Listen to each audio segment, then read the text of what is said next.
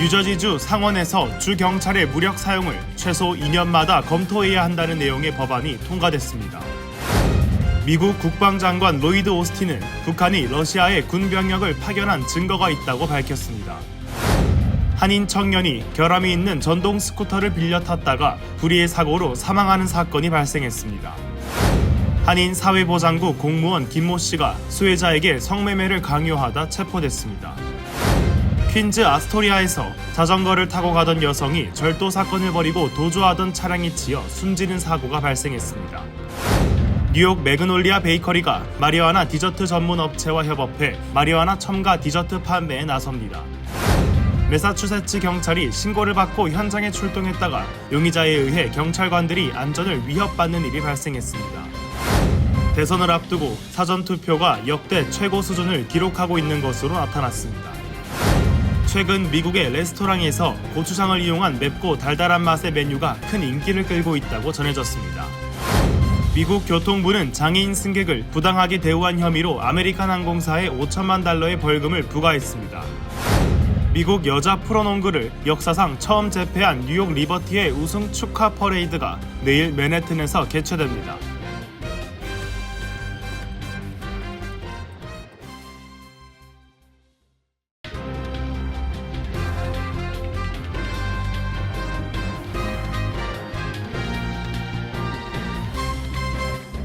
안녕하십니까? KBTV 뉴스 9 이정원입니다. 뉴저지 상원에서 주 경찰의 무력 사용을 최소 2년마다 검토해야 한다는 내용의 법안이 통과됐습니다. 상원 법률 및 공공안전위원회는 빅토리 씨 사건 이후 경찰의 무력 사용에 의한 피해자 발생을 막고 사법기관 및 경찰을 보호하기 위한 조치로 판단했습니다. 전상 기자가 전해드립니다. 법안은 맷 플래킨 주 검찰총장이 빅토리아 이씨 사건을 계기로 주 전역 공권력 투입 현장에서 무장한 개인과 맞닥뜨릴 경우 위기협상팀과 정신질환 전문가의 현장 투입을 확대하라고 조치한 내용입니다. 법안은 주 검찰총장이 경관의 무력 사용이 인간 생명 존엄 존중, 커뮤니티의 봉사, 무력 사용 전 단계적 긴장 완화 등의 전술을 사용했는지의 여부, 살상 무기를 최후의 수단으로 썼는지 등을 검토하게 됩니다. 아울러 주의 북부, 중앙, 남부 지역에서 각각 3번의 공청회를 열고 경찰훈련위원회는 무장한 개인과 맞닥뜨릴 경우 대응하는 법을 기본 과정에 포함시키는 방안을 개발하도록 하고 있습니다. 또 정신질환자의 상호작용법도 추가하고 대응 시에는 상대가 주로 사용하는 언어를 고려하라는 내용도 포함됐습니다. 뿐만 아니라 검찰총장실에서 이미 홈페이지를 통해 2020년 10월 1일부터 지난 9월 30일까지 발생한 무력 사용 기록을 공개하고 있는 것에 더해 전체 사건의 정보를 공공기록으로 제공하라는 내용도 법안에 담겼습니다. 법안을 주도한 앨런 박 뉴저지주 하원 의원은 명확성과 일관성이 더 개선된다면 대중을 보호하는 것은 물론 경관들도 보호할 수 있다고 밝혔습니다. KBTV 뉴스 전상입니다. 미국 국방장관 로이드 오스틴은 북한이 러시아에 군 병력을 파견한 증거가 있다고 밝혔습니다. 한국의 국가정보원에 따르면 현재 3,000명의 북한 병사가 러시아에서 드론 및 군사 장비 훈련을 받고 있으며 총 10만 명이 12월까지 배치될 계획입니다. 길러민 기자입니다. 미국 국방장관 로이드 오스틴은 북한이 러시아에 군 병력을 파견한 증거가 있다고 밝혔습니다. 한국의 국가정보원은 현재 3,000명의 북한 병사가 러시아에서 드론 및 기타 군사장비 훈련을 받고 있으며 총 10,000명이 12월까지 배치될 계획이라고 전했습니다. 오스틴은 이들이 전투에 참여할 경우 유럽과 인도태평양 지역에 심각한 영향을 미칠 것이라고 경고했습니다. 한국의 국가정보원은 북한의 병력이 러시아 해군에 의해 이동됐으며 러시아군이 북한 병사들에게 현대전쟁 기술을 교육하고 있다고 언급했습니다. 북한 병사들은 여러 군기지에 나뉘어 훈련 중이며 러시아는 이들의 높은 사기와 체력을 긍정적으로 평가하고 있으나 전투 경험 부족으로 인한 큰 피해가 예상된다고 전했습니다. 또한 국가정보원은 북한이 2023년 8월 이후 13,000개 이상의 재래식 무기를 러시아에 보냈다고 보고했습니다. 이러한 상황은 한반도 안보 불안을 초래하고 있으며 한국 정부는 북한의 군병력 파견에 대한 대응으로 우크라이나에 무기를 공급하는 방안을 검토하고 있습니다. 한국은 그동안 인도적 지원과 재정 지원을 해왔으나 전쟁 중인 국가에 대한 무기 공급은 피하고 있었습니다. KBTV 뉴스 길련민입니다. 한인 청년이 결함이 있는 전동 스쿠터를 빌려 탔다가 불의의 사고로 사망해 주위를 안타깝게 하고 있습니다. 청년은 머리를 크게 다쳐 수술을 하고 이후 병원에서 회복에 나섰지만 결국 깨어나지 못하고 사흘 뒤 사망했습니다. 모교인 시애틀 대학교에서 교수진과 친구들이 GoFundMe 온라인 모금 운동에 나섰습니다. 전장 기자가 전해드립니다. 지난 2021년 시애틀 대학으로 유학와 비즈니스 전공으로 올해 6월 졸업한 뒤 직장 생활을 하던 노원재 씨가 우버의 전동 스쿠터를 빌려 탔다가 넘어지는 사고로 결국 목숨을 잃었습니다. 노 씨의 어머니와 노 씨의 친구에 따르면 지난 9일 시애틀 대학 인근에서 친구들과 함께 우버 전동 스쿠터를 타다 브레이크가 고장난 상태에서 넘어지면서 사고를 당했다고 전했습니다. 친구 정 씨는 친구들이 앱을 통해 길가에 있는 우버 스쿠터를 빌려 탔는데 당시 원재가 브레이크가 안 된다고 말하는 것을 뒤에서 들었다며 원재가 넘어져 머리를 다친 뒤 본인 스스로 일어나려다 다시 쓰러졌고 친구들이 911에 전화를 걸어 하버뷰 병원으로 옮겨 곧바로 수술에 들어갔다고 전했습니다. 노 씨는 수술 이후 병원에서 회복에 나섰지만 결국 깨어나지 못하고 사흘 뒤 사망했습니다. 노 씨의 유가족은 전동 스쿠터의 기계적 결함으로 인한 사고사로 주장하고 있습니다. 현재 변호사를 선임해 전동 스쿠터 제조사인 라임과 시애틀 시정부를 상대로 소송을 제기할 계획인 것으로 알려졌습니다. 그의 안타까운 사망 소식이 전해지자 그를 아꼈던 시애틀 대학 교수진과 친구들이 노 씨를 한국으로 옮겨 장례를 치르게 해주자는 뜻을 모으고 고펀드미 온라인 모금 운동에 나섰습니다. KBTV 뉴스 전상입니다. 한인사회보장국 공무원 김모 씨가 수혜자에게 성매매를 강요하다가 체포됐습니다. 검찰은 김 씨가 최대 20년 징역형과 3년의 보호관찰 및 25만 달러 벌금형을 선고받을 수 있다고 밝혔습니다. 전상 기자가 전해드립니다. 매사추세츠주 오본에 거주하는 35세 김모 씨가 가드너에 있는 사회보장국 SSA 사무실에서 근무하며 수혜자에게 성매매를 강요한 혐의로 체포 후 기소됐다고 보스턴 글로브 등이 보도했습니다. 검찰에 따르면 피해자는 지난 3월 실직 후 사회보장 혜택을 요청하기 위해 SSA 사무실을 찾은 여성으로 김 씨는 타주에 거주 중인 여성을 거주지 근처에 있는 SSA 사무실로 안내했습니다. 이후 김 씨는 SSA 기록을 통해 얻은 여성의 전화번호로 연락해 그녀가 처한 어려운 상황을 이해한다고 말하며 서로에게 도움이 될 수 있는 방법을 찾아보자고 말했습니다. 이후 김 씨는 여성에게 성매매에 대한 대가로 $100를 지불하겠다고 제안했고 문자 메시지를 통해 여성을 매사추세츠주로 유인했습니다. 여성은 사법당국에 신고했고 여성을 만나기 위해 호텔 주차장을 방문한 김 씨는 결국 체포됐습니다. 검찰은 김 씨가 최대 20년 징역형과 3년의 보호관찰 및 25만 달러의 벌금형을 선고받을 수 있다고 전했습니다. KBTV 뉴스 전상입니다. 뉴욕 퀸즈 애스토리아에서 자전거를 타고 가던 여성이 절도 사건을 벌이고 도주하던 차량에 치여 숨지는 사고가 발생했습니다. 길러민 기자입니다. 뉴욕시 퀸즈 아스토리아 지역에서 자전거를 타고 지나가던 30대 여성이 절도 사건으로 인해 경찰의 추격을 받고 있던 차량에 치여 사망하는 사고가 발생했습니다. 사고는 어제 저녁 11시 5분경 뉴욕시 퀸즈 37스트릿과 34스트릿 교차로에서 발생했으며 자전거를 타고 가던 피해 여성은 검은색 트럭에 치여 숨졌습니다. 사건 발생 직후 피해자는 즉시 인근에 위치한 엘머스트 병원으로 이송됐지만 병원에서 사망 판정을 받았습니다. 경찰은 피해자가 30대 여성으로 보이지만 신분증을 소지하고 있지 않았다며 신원 파악에 집중하고 있다고 밝혔습니다. 사고 당시 트럭에 탑승하고 있던 3명의 용의자는 절도 사건에 연루돼 퀸즈 3820 크레센트 스트릿에 위치한 공사 현장에서 경찰의 추적을 받기 시작했습니다. 경찰은 해당 트럭을 멈춰 세우고 검문을 하려 했지만 운전자는 수사당국의 정지 명령에 불응하고 그대로 도주했습니다. 피해 여성을 사망에 이르게 한 사고 이후에도 트럭은 계속 도주했고 경찰은 사고 트럭을 발견하고 뒤쫓았지만 스테인웨이 스트릿과 노던 블루바드에서 트럭을 놓쳤습니다. 사고를 낸 트럭은 나중에 46-15 뉴타운 로드 앞에서 주차된 채 발견되었으며 3명의 용의자는 트럭을 버리고 도주한 상태입니다. 이번 사건과 관련해 아직까지 체포된 용의자는 없습니다.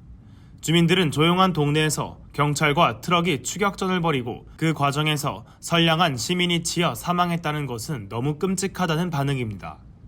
경찰은 이번 사건에 대한 조사를 이어가고 있으며 사고를 낸 트럭의 번호판은 덕테이프로 가려져 있었지만 도난 신고된 차량은 아니었다고 밝혔습니다. KBTV 뉴스 길려민입니다. 뉴욕 전통 컵케이크로 유명한 맥놀리아 베이커리가 마리화나 디저트 전문 업체와 협업해 마리화나 첨가 디저트 판매에 나섰습니다. 길러민 기자입니다. 뉴욕의 유명 컵케이크 베이커리인 매그놀리아 베이커리가 마리화나가 들어간 디저트를 뉴욕에서 판매한다고 밝혔습니다. 맨해튼에 기반을 둔 매그놀리아 베이커리는 약 1년 전부터 뉴욕뿐 아니라 일리노이, 네바다, 매사추세츠에서 디저트를 판매해왔으며 이번에 핸드메이드 마리화나 간식을 만드는 기업인 인크레더블스와 손을 잡고 마리화나가 첨가된 새로운 디저트 판매에 나섭니다. 매그놀리아는 자사 제품 중 가장 인기가 많은 바나나 푸딩과 레드벨벳 케이크를 모티브로 마리화나를 첨가한 바를 만들어 판매할 예정입니다. 이 마리화나 디저트는 이번 주 뉴욕에 위치한 대형 대마초 판매체인 라이즈 디스펜서리에서 판매를 시작하며 이달 말까지 온라인 판매를 통해 유통될 것으로 보입니다. 마리화나를 첨가한 매그놀리아 유명 디저트 제품은 곧 뉴욕뿐 아니라 뉴저지 및 다른 주에서도 판매될 예정입니다. 매그놀리아 베이커리의 PR 및 파트너십 부사장인 사라 그램링은 지난 수개월 동안 마리화나 첨가 제품에 대한 고객들의 문의가 빗발쳤다며 이번 주 드디어 마리화나가 첨가된 바를 뉴욕주 및 23개 마켓에서 소비자들이 직접 구매할 수 있게 됐다고 밝혔습니다. KBTV 뉴스 길려민입니다. 매사추세츠 경찰이 이상 행동을 보이는 남성이 있다는 신고를 받고 현장에 출동했다가 해당 용의자가 운전한 차량에 경찰차가 파손됐고 경찰관들이 안전에 위협을 받았다고 전해졌습니다. 현재 용의자는 폭행 및 차량 파손, 경찰의 정지 명령 불이행, 부재 운전 등의 혐의로 구금됐습니다. 길어민 기자입니다. 최근 매사추세츠 경찰이 공개한 바디캠 영상을 통해 한 운전자가 경찰차를 고의적으로 반복해서 들이받는 장면이 공개돼 충격을 안겨주고 있습니다. 이 운전자는 수차례 전진과 후진을 반복하며 경찰 차량을 들이받고 경찰들을 위험에 빠뜨린 뒤 현장에서 빠져나갔습니다. 29세의 디제프 조사는 지난달 22일 매사추세츠 웨이머스에서 경찰과 대치 상황에서 여러 건의 폭행 및 과실치사 혐의를 일으켜 기소되었으며 해당 사건은 지난주 경찰이 공개한 바디캠 영상을 통해 세상에 알려졌습니다. 해당 영상은 웨이머스에 위치한 한 세탁소 앞에서 촬영됐으며 당시 운전자가 부린 난동이 고스란히 담겼습니다. 경찰은 지난달 22일 오후 4시 30분경 한 남성이 세탁소에서 이상 행동을 보인다는 신고를 받고 현장에 출동했습니다. 경찰은 당시 용의자 조사가 매우 흥분된 상태였으며 알아들을 수 없이 빨리 말했고 세탁소에서 논쟁을 벌이는 등 땀을 많이 흘리고 있었다고 밝혔습니다. 경찰은 용의자의 상태가 좋지 않아 보여 구급차를 요청했지만 조사는 벤츠 차량을 몰고 갑자기 경찰 차량을 들이받기 시작했습니다. 경찰이 총을 겨누며 멈추라고 명령했지만 그는 계속해서 차를 앞뒤로 몰며 경찰차와 의도적인 충돌 사고를 낸 뒤 황급히 주차장을 빠져나갔습니다. 하지만 해당 차량은 얼마 가지 못해 루트 3에서 나무와 충돌하는 사고를 내며 멈춰섰습니다. 용의자 조사는 법정에 출석해서도 혼잣말을 중얼거리는 등 불안한 증세를 보였으며 그는 현재 무기 소지 및 폭행, 차량 파손, 정지명령 불이행, 부주의 운전 및 체포 저항 등의 혐의로 기소됐습니다. 판사는 그에게 보석 없이 구금 명령을 내렸습니다. KBTV 뉴스 길려민입니다. 대선이 약 2주 앞으로 다가온 가운데 사전투표가 역대 최고 수준을 기록하고 있는 것으로 나타났습니다. 언론은 사전투표를 장려하는 트럼프 전 대통령의 메시지에 호응한 공화당 지지층이 상당수 포함되어 있다라고 보도했습니다. 전장 기자입니다. 워싱턴 포스트는 이번 대선 사전투표가 역대 최고 수준이라며 트럼프 전 대통령이 이번 대선을 앞두고 사전투표를 독려하고 있다며 이것이 역대급 사전투표율을 견인하고 있다고 지적했습니다. 공화당의 투표 행렬 속에 트럼프 전 대통령에게 유리한 상황이라는 전망이 나오고 있습니다. 트럼프 전 대통령은 2020년 대선 당시 우편 투표 등을 이용한 사전 투표의 신뢰성에 의구심을 표하며 대선 사기 주장을 강력하게 피력해왔습니다. 16 의회 폭동 역시 이 같은 대선 사기 주장에 동조한 극우 지지층이 자행한 게 사실입니다. 트럼프 전 대통령은 우편 투표에 대해서 여전히 신뢰할 수 없다고 하면서도 허리케인의 직격탄을 맞은 노스캐롤라이나를 방문해 우편 투표를 독려했습니다. 이 같은 트럼프 전 대통령의 발언이 열성 지지층의 반응으로 즉각 이어졌다는 분석입니다. 현재까지 모두 1,800만 명의 미국인이 우편 혹은 투표소를 직접 방문해 사전 투표를 마쳤습니다. 대표적인 경합주인 조지아의 경우 160만 명 이상이 현장에서 사전 투표를 마쳤는데 이는 2020년 대선 전체 투표인의 3분의 1에 해당하는 수치입니다. 사전 투표 엿새째를 맞은 또 다른 경합주 노스캐롤라이나도 140만 명이 투표를 마쳤습니다. 네바다의 경우 공화당 지지층의 사전 투표율이 민주당을 역전한 것으로 전해졌습니다. 4년 전과 정확히 대비되는 것입니다. 반면 직접 사전 투표를 운영하지 않은 최대 격전지 펜실베니아주의 경우 100만 명 이상이 투표에 참여한 가운데 민주당이 65만 명 이상으로 공화당 30명을 크게 웃돌았습니다. 50만 명가량이 사전투표에 참여한 애리조나주는 민주당 참여율이 저조하고 위스콘신은 전반적 사전투표가 부진한 상태라고 워싱턴 포스트는 전했습니다. KBTV 뉴스 전상입니다. 최근 미국의 레스토랑에서 맵고 달달한 맛의 메뉴가 큰 인기를 끌고 있는데요. 이런 메뉴들의 상당수가 한국 고추장을 양념으로 쓰고 있다고 언론이 보도했습니다. 맵다는 뜻의 스파이시와 달콤하다는 뜻의 스위트를 조합한 스와이시라는 친조어까지 생겼습니다. 전장 기자입니다. CNBC는 스위시 아이템이 레스토랑 메뉴를 점령하다라는 제목의 기사에서 올해 가장 핫한 식음료 트렌드가 맵고 달콤한 맛이라고 전했습니다. CNBC는 맵다는 뜻의 스파이시와 달콤하다는 뜻의 스위트를 조합한 신조어 스위시를 소개하면서 전국에서 달콤하고 매운 음식을 지칭하는 용어로 널리 사용되고 있다고 설명했습니다.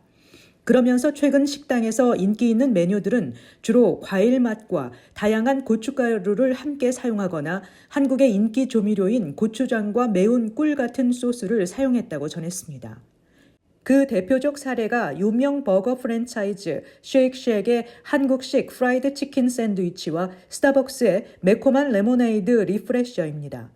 특히 쉐익쉑은 올해 초 한식에서 영감을 받아 고추장 양념을 발라 구운 닭가슴살과 백김치, 코울슬로 등이 들어간 샌드위치를 새롭게 선보여 큰 인기를 끌었습니다. 한국식 BBQ 버거와 김치 시즈닝을 뿌린 매콤한 한국식 BBQ 감자튀김 등을 함께 선보이기도 했습니다. 시장 조사업체 데이터 센셜에 따르면 미국 전체 레스토랑 메뉴의 약 10%가 이러한 맵고 달달한 아이템을 포함하고 있습니다. 업계는 앞으로 4년 동안 이런 메뉴가 9.6% 증가할 것으로 예측하고 있습니다. 이러한 열풍에는 Z세대들의 영향이 큰 것으로 분석됩니다. Z세대 사이에서 참신하고 색다른 맛을 찾으며 강렬한 매운맛에 대한 선호도가 높아졌다는 것입니다.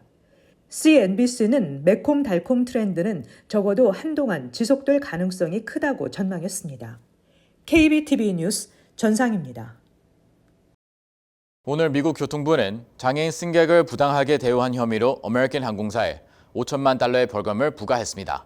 여기에는 일부 승객에게 적절한 지원을 제공하지 않았거나 휠체어를 부지하게 다룬 사례가 포함됐습니다. 이에 아메리칸 항공사는 휠체어나 기타 이동 장치가 필요한 승객을 위한 서비스를 개선하기 위해 노력을 기울이고 있다고 밝혔습니다. 길러민 기자입니다.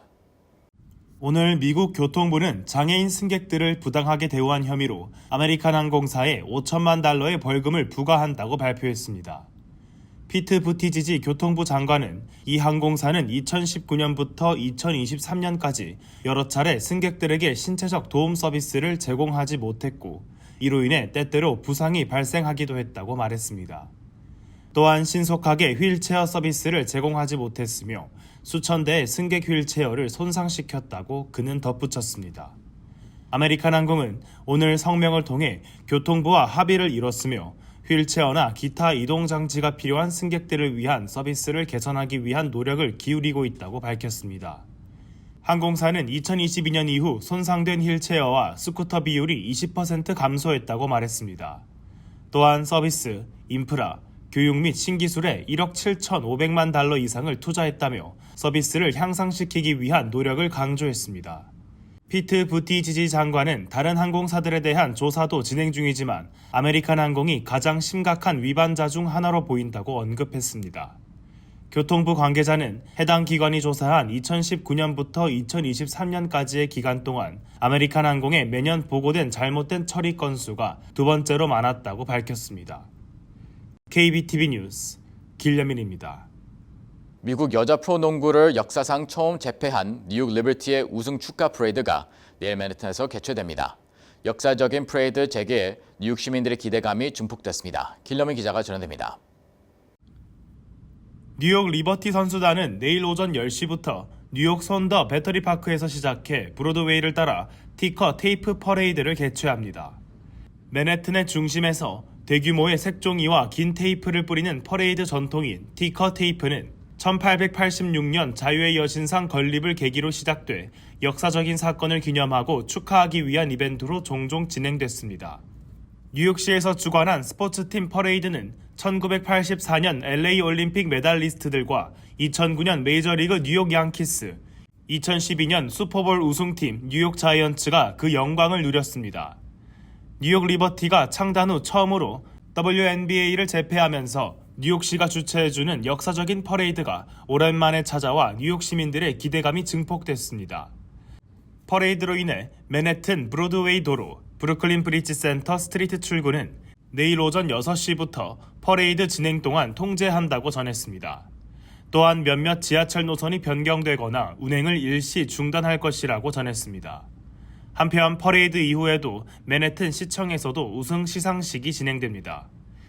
저녁에는 홈구장 리버티 바클레이스 센터에서 팬 축하 행사도 개최할 예정이라고 전해졌습니다.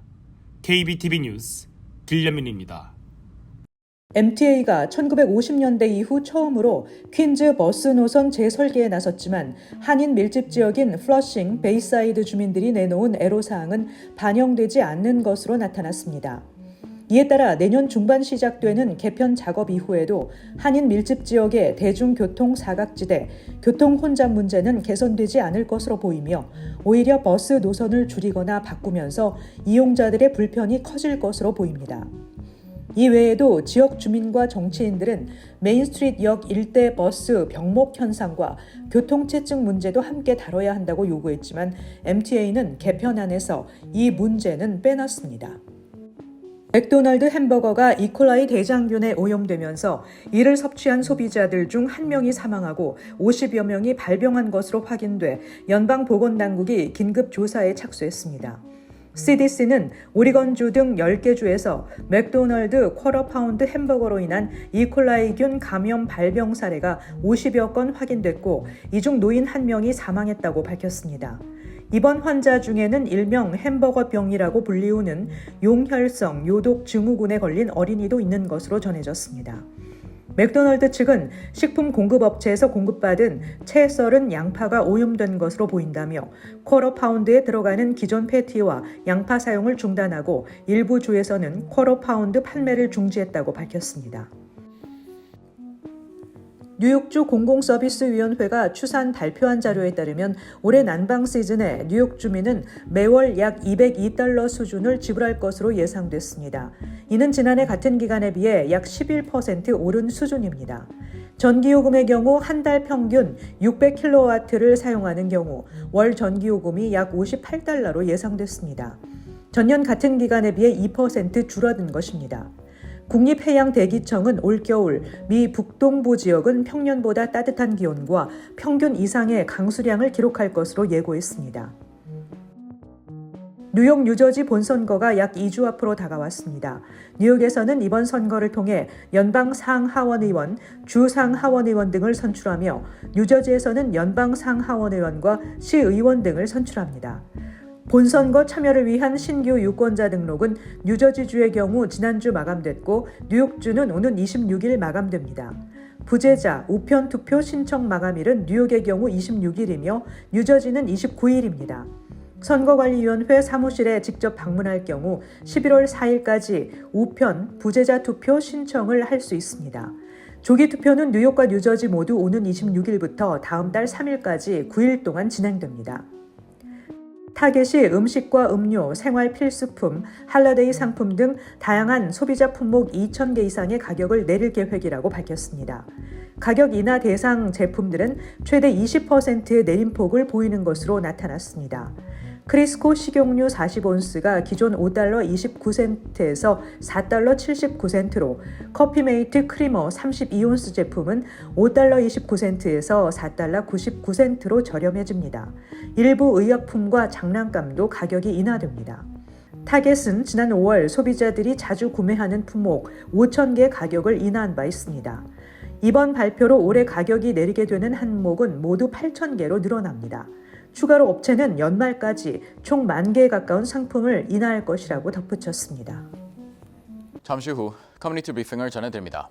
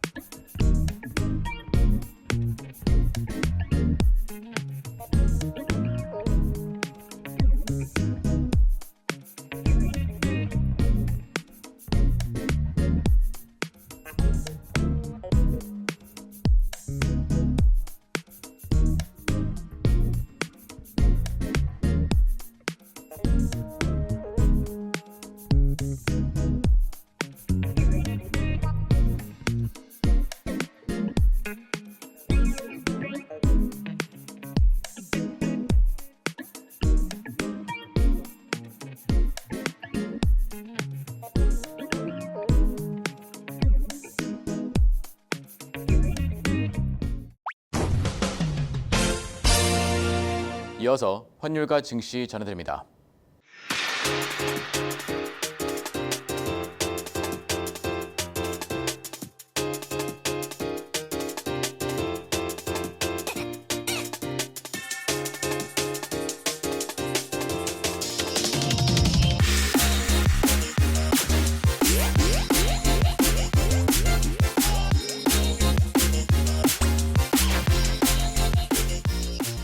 잠시 후 뉴욕과 뉴저지 날씨 전해드립니다.